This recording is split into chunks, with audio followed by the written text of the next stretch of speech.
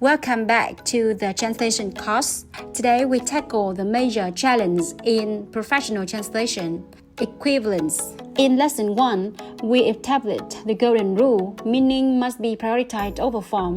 But how do we guarantee that meaning is preserved? Equivalence is the key. Simply put, no effective equivalence means no effective translation. It includes 3 main levels: word, sentence, and entire text. Let's dive straight into the challenges that separate an amateur translator from a professional one.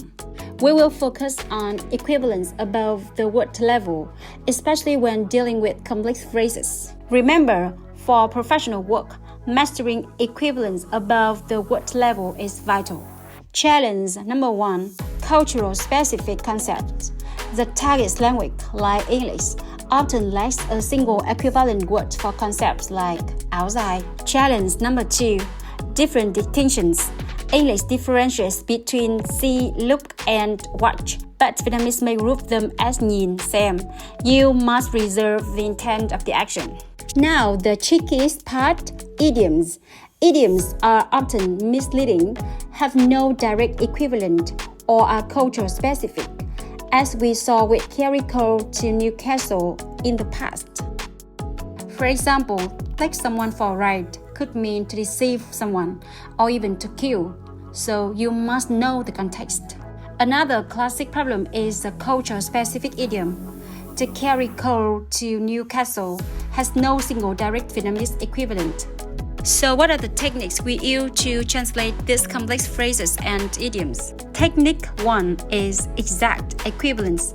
We are lucky when the idiom has a direct match, like to fight like cats and dogs is simply đánh nhau như chó với mèo. Technique 2 is paraphrase. We often have to explain the meaning. She's putting a very brave face on things, becomes người quản lý cố gắng tỏ ra bình thường bất chấp thất bại. Technique 3, reduction or omission. We reduce the intensity. The idiom he kicked the bucket last Sunday is reduced to the softer.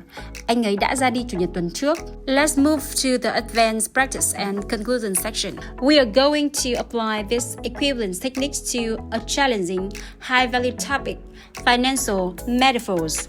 Here is your challenge. Translate this using the principle of reduction. The committee decided to break the bank to save the company. The natural translation is Ủy ban quyết định chi một khoản tiền rất lớn để cứu công ty. Now identify the idioms and use paraphrase. The manager is putting a brave face on things despite the failure.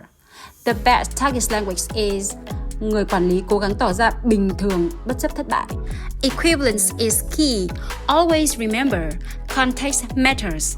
Context always determines the final and correct translation. Thank you for joining lesson 2.